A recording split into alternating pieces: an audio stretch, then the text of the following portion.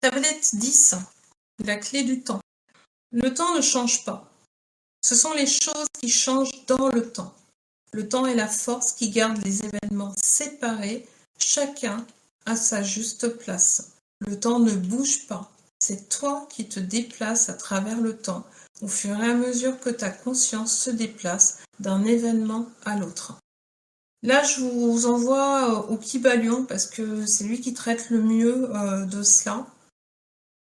Parce que, effectivement, le temps, c'est ce qui permet de séparer une cause d'un effet. Il est créé pour que dans notre enseignement, en fait, dans notre incarnation, et dans nos incarnations dans des espaces-temps, on soit en mesure de voir, de comprendre la conséquence d'une cause. Qu'une action entraîne quelque chose. Parce que si on n'est pas en mesure de décortiquer, entre guillemets, si le temps n'est pas là, on n'est pas en mesure de décortiquer.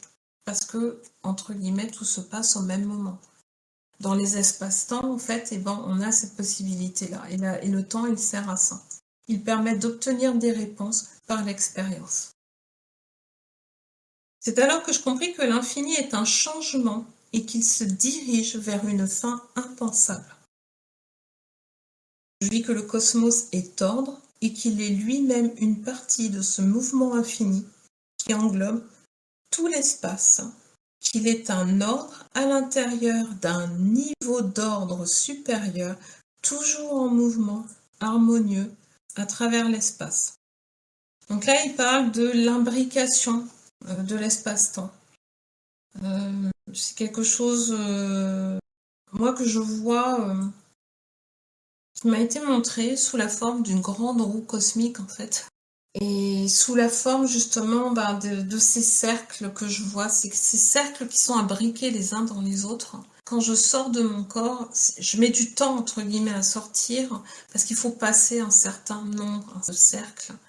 Et moi je vous invite, c'est pour ça que je dis qu'il faut vraiment aller le plus loin possible au bout de ces cercles pour être sûr de passer dans une dimension plus haute en fait. En fait le truc c'est qu'il dit que quand on est dans le noir, parce que lui il voit que effectivement ça pose problème à beaucoup de personnes, quand on est dans le noir de prononcer le mot zin ou zin, ru, regardez, il faudra aller écouter la vidéo pour savoir la prononciation. Et alors, zin, j'ai regardé, ça veut dire pouvoir. Et uru, ça veut dire lumière.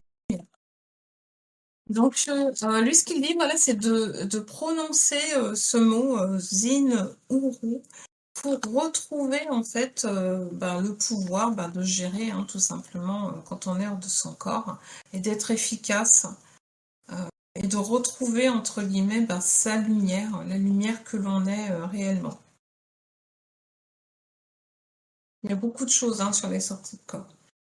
Tablette 11, la clé de ce qui est en haut et de ce qui est en bas. Il indique qu'entre la pyramide et le sphinx se trouvent les clés qui montrent la voie de la grande vie. Alors il fait tout un truc où il explique en fait comment y aller, il faut tirer un trait, machin, etc. Donc en gros il nous révèle le passage qu'il y avait sous le sphinx et que personne ne connaissait encore à l'époque, ou alors qui était un secret bien gardé. Il explique ce qu'on va trouver, puisque la chambre de la Menti se trouve ici, aujourd'hui. Et il indique que les clés, justement, des 7 seigneurs se trouvent à cet endroit-là. Et il indique qu'il y en a même un 8e qui est le seigneur d'en dessous. Le seigneur du 9 s'est adressé à moi. Ô Thoth, tu es grand parmi les enfants de la terre, mais il y a des mystères que tu ignores. Sache que tu proviens d'un espace-temps en dessous et que tu voyageras dans un espace-temps au-dessus. Mais tu ne connais pas grand-chose des mystères qui se cachent dans ces dimensions. Sache que tu es un tout dans cette conscience et que tu es en même temps une cellule dans un processus de croissance. Alors ça, c'est très profond. Ici, c'est un peu ce qui est en haut et comme ce qui est en bas que vous retrouverez encore dans le Kybalion. Et c'est aussi quelque chose qui est... je vous en parle souvent quand je vous dis la Karine d'en haut ou la Karine d'en bas. En fait, moi, ce sont surtout les Karines d'en haut qui m'impressionnent. C'est qu'en multidimensionnalité verticale, vous allez trouver une part de vous que vous allez trouver plus divine. Vous allez être en extase quand vous allez voir comment elle est. Quand vous avez la possibilité de les rencontrer, donc moi je les rencontre et je rencontre, comme je dis aussi parfois, comme je le raconte, je rencontre des Karines mais alors qu'ils sont mais vraiment pas évolués du tout, qui font des choses mais incroyables, incroyablement mauvaises entre guillemets. Hein. Et ça, c'est ce dont il parle justement, les dimensions dans lesquelles on existe, qui sont en bas, et les dimensions dans lesquelles on existe, qui sont en haut, qui sont plus sages, plus évoluées.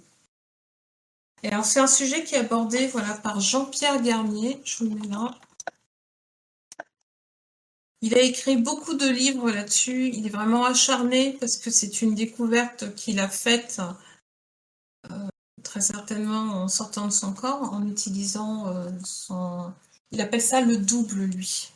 Le double, je ne me rappelle plus comment, mais il appelle ça le double.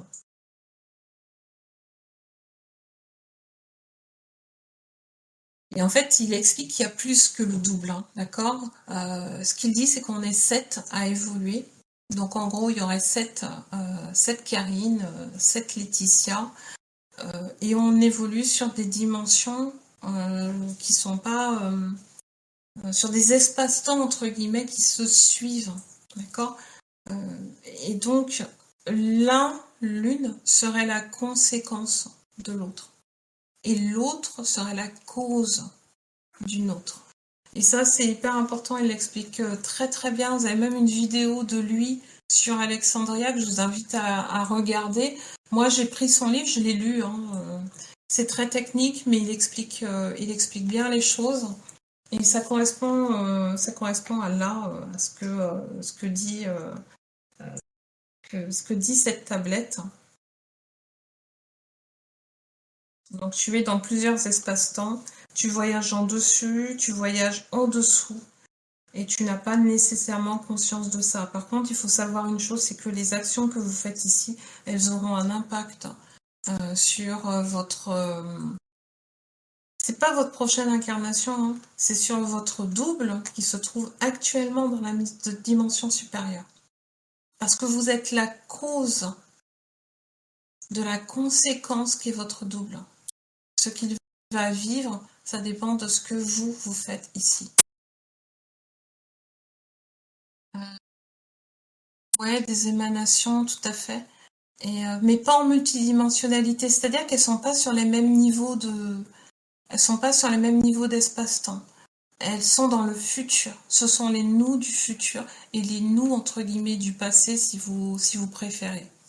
Mais pas le passé de la Terre ou le futur de la Terre, mais c'est le futur de l'âme et le passé de l'âme. Voilà, si vous voulez en savoir plus, Jean-Pierre Garnier il en parle vraiment beaucoup mieux que moi. Et c'est hyper intéressant et ça vous permet d'être conscient de ce que vous faites aussi ici. Il parle des cycles inférieurs. Donc c'est de ça qu'on parle aussi. Hein. La conscience, en fait, de ces cycles-là, il dit que les cycles qui se trouvent en dessous ne sont pas nécessairement en dessous. D'accord c'est juste qu'ils ne vibrent pas au même niveau. Donc la conscience qui est en dessous, elle travaille, elle élabore des choses qui vibrent à un niveau inférieur que le nôtre. C'est pour ça que moi, quand je vois des Karines qui sont de dimension inférieure, des fois je me dis, mais au secours, quoi. Comment elles peuvent raisonner comme ça? Parce qu'elles font pas les mêmes créations que moi. Elles ont des créations qui sont de leur niveau de conscience, tout simplement. La seule différence qu'il y a entre les cycles, c'est dans la capacité de travailler avec la loi. Donc les lois elles vont être tout simplement différentes d'un cycle à l'autre. Ensuite, ce qui est en haut est comme ce qui est en bas, parce que tout ce qui est contenu dans l'unité est la source de la loi. La conscience qui est en dessous est une partie de toi tout comme nous sommes une partie de toi. Donc ça, c'est les maîtres qui sont en train de lui parler. Donc les maîtres, ils sont sur le plan supérieur. Et donc, il lui indique que l'un comme l'autre, en fait, ils font partie l'un de l'autre. Pourquoi? Parce que même si les dimensions, elles sont superposées, elles font quand même partie du tout. Et quand elles sont superposées, la dimension 1, elle va englober en fait toutes les autres dimensions, puisque la dimension 1, c'est la source. C'est juste qu'elle descend, entre guillemets, en spirale pour aller jusqu'à la dimension 9, mais elle contient tout ça. Malgré tout, à nos yeux, rien n'est plus important que la croissance perpétuelle de notre âme. Nous savons que la chair est passagère. Lorsque les hommes sauront enfin que rien ne compte plus que la progression de l'âme, ils seront libres de tous les asservissements et pourront travailler librement en harmonie avec la loi. Tout ce que l'homme est provient de sa sagesse. Il est le résultat de sa propre cause. Il est le créateur de sa réalité.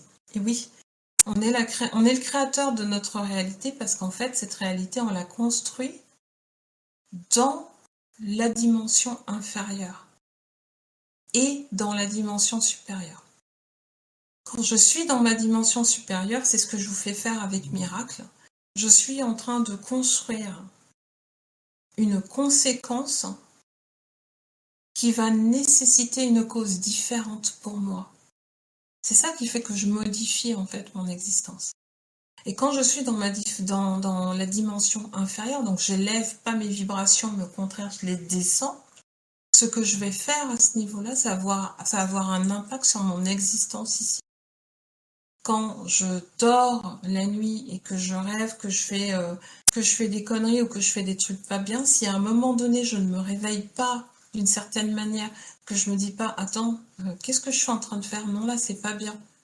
Si j'ai pas en fait une prise de conscience pendant le rêve et que je suis pas en train de dire à l'autre Karine, tu vois là ce que tu fais là, c'est pas bien. Si je la laisse faire, eh ben ça va avoir un impact sur mon existence à moi. Voilà, ce qu'il dit en tout cas. Voilà. Et c'est ce que dit aussi Jean-Pierre Garnet dans son livre. Donc ici on parle de l'élévation de l'âme comme le but ultime de l'existence. La vie de l'homme n'est pas finie, c'est un moyen d'élévation. Et si l'homme arrive à s'élever au-dessus de l'homme commun, alors il devient maître de sa vie. Même plus, il deviendra une cause parfaite. C'est important de comprendre que ce qui est fait dans ce cycle a un impact sur le cycle supérieur. Et donc, je vous réinvite à lire le Kybalion et le livre de Jean-Pierre Garnier. Tablette 12. Toi-même, tu es l'effet d'une cause. Alors, tablette 12. Les lois des causes et des effets et la clé de la prophétie. Donc, la clé de la prophétie, c'est la clé, en fait, de la voyance. C'est ça qu'il indique. Toi-même, tu es l'effet d'une cause et aussi la cause d'autres effets. C'est pourquoi, ô homme, assure-toi que les effets que tu provoques seront eux-mêmes les causes d'effets qui seront parfaits. On en revient à ce que je disais tout à l'heure. Le futur n'est jamais figé, mais il est déterminé par la libre volonté de l'homme au fur et à mesure où il se déplace à travers l'espace-temps jusqu'au moment où commence un temps nouveau. Le temps nouveau, c'est quand on change de dimension. La fin des temps est le début d'un temps nouveau.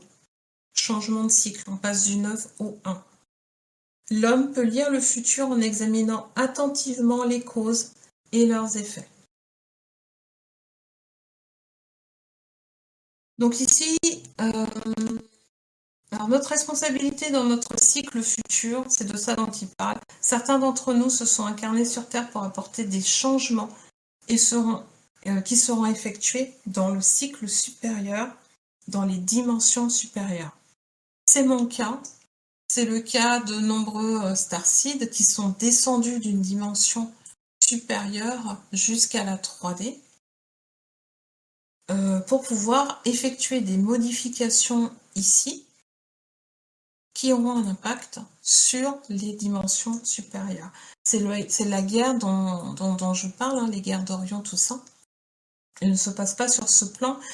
Pour ça, je vous invite à lire la série, à regarder la série Initiation sur Gaia TV. Et c'est de Mathias Di Stefano, où il explique en fait tout ce que je viens de vous dire, mais de manière assez technique, imagée et tout ça. Et lui, par contre, ce sont des choses dont il se souvient, tout simplement parce qu'il est né avec toutes ses mémoires. Et il parle des guerres d'Orient et du fait que certains d'entre nous sont descendus de la 9e dimension notamment pour pouvoir intervenir ici sur ce plan et modifier des choses. Donc là, il parle des cycles. Ensuite, plus tard, il va parler des cycles. Du fait que l'homme, en fait, on a l'impression parfois qu'il régresse et que c'est lié au fait que dans cet abysse, dans ce chaos, naissent de nouvelles consciences. Et ces nouvelles consciences, elles vont passer par la Terre. Et quand elles vont passer par la Terre, elles vont arriver par vagues. Et on va avoir l'impression qu'on va avoir une vague de personnes violentes, de personnes arriérées, on ne comprend pas ce qui se passe. Mais ce sont des personnes qui, comme nous, en fait, débutent un cycle. C'est juste que, elles sont sur Terre, entre guillemets, avec nous.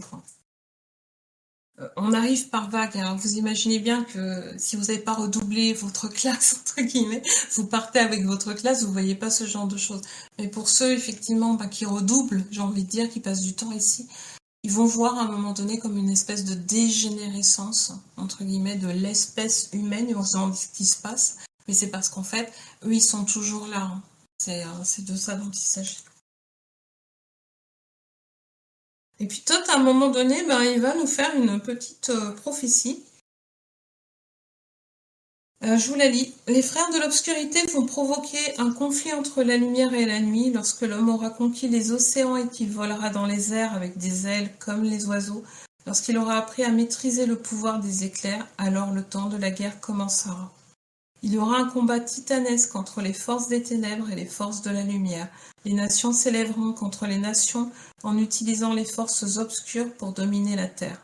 Des armes redoutables effaceront la moitié des hommes de la surface de la terre, jusqu'au jour où les fils de l'aurore viendront parmi les hommes et leur diront « Cessez de combattre vos frères, ce n'est qu'ainsi que pourra revenir la lumière. Cessez vos doutes, suivez le chemin et sachez que vous êtes tous vrais. » Ce jour, les combats cesseront entre le frère contre son frère et le père contre son fils. C'est alors que la terre se soulèvera et que du fond des mers surgiront les vestiges des temples et des maisons que mon peuple habitait autrefois. Les enfants de la lumière pourront alors progresser et s'élever vers le grand but pour devenir à leur tour des enfants de la lumière.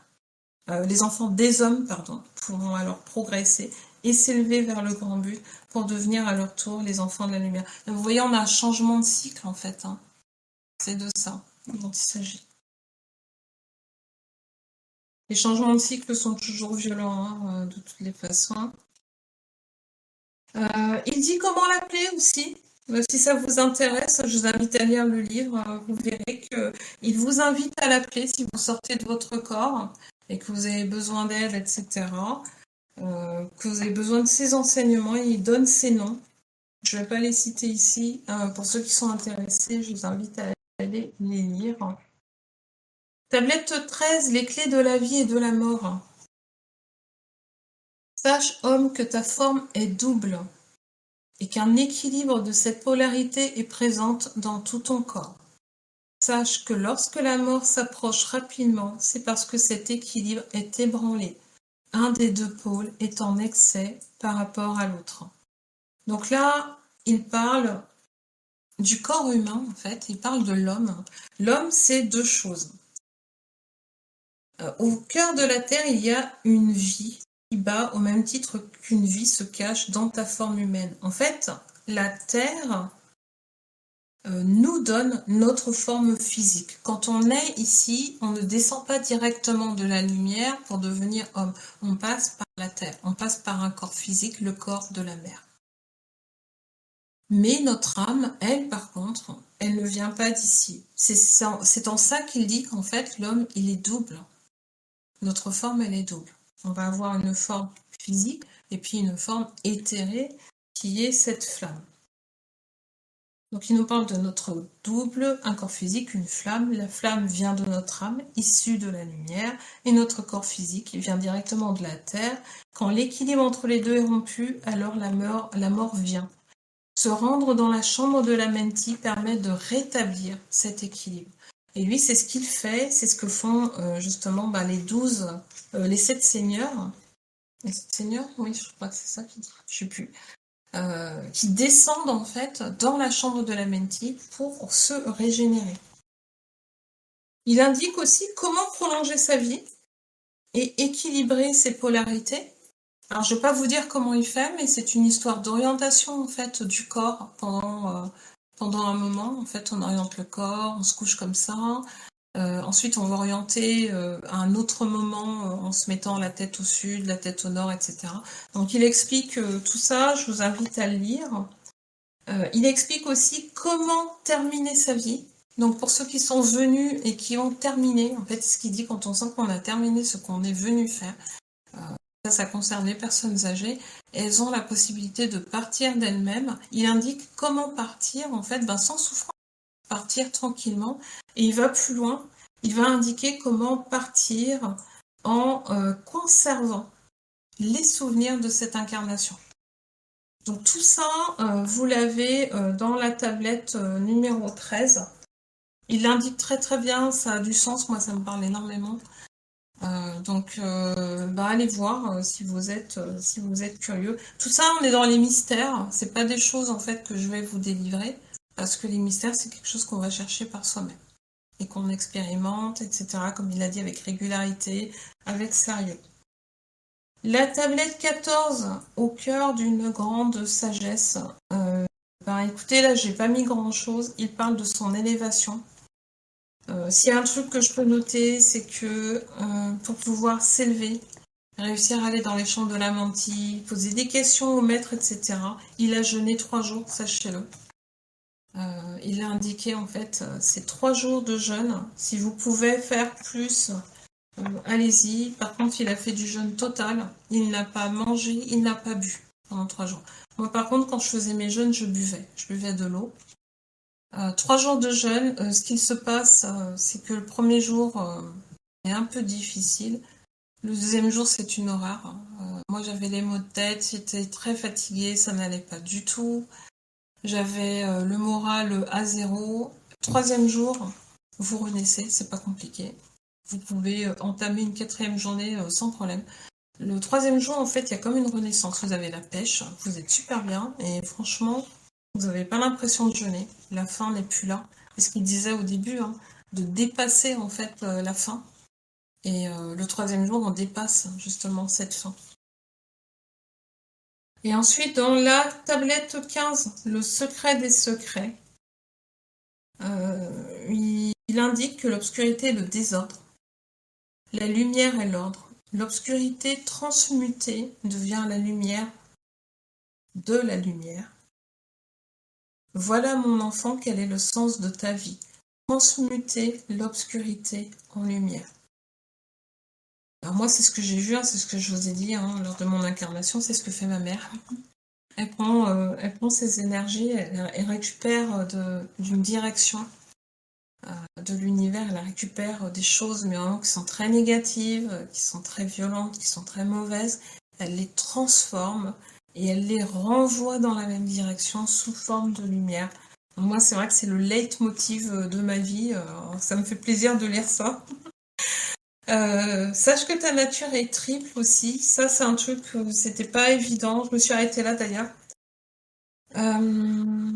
Essayez de le comprendre vous. Moi, je l'ai pas bien compris, mais en gros, ce qu'il explique, c'est que notre nature, elle est triple. Il y a le physique, il y a l'astral et le mental. Jusque-là, tout va bien. Vous allez trouver ça dans le Kybalion aussi. Par contre, chacune de ces 3 dimensions comporte 3 qualités pour un total de 9. Donc même en notre sein, il y a 9 dimensions. Quand je dis qu'en fait les sorties de corps, c'est pas simplement à l'extérieur qu'il faut les faire, il faut les faire aussi à l'intérieur de nous. Et donc, physique, astral, mental.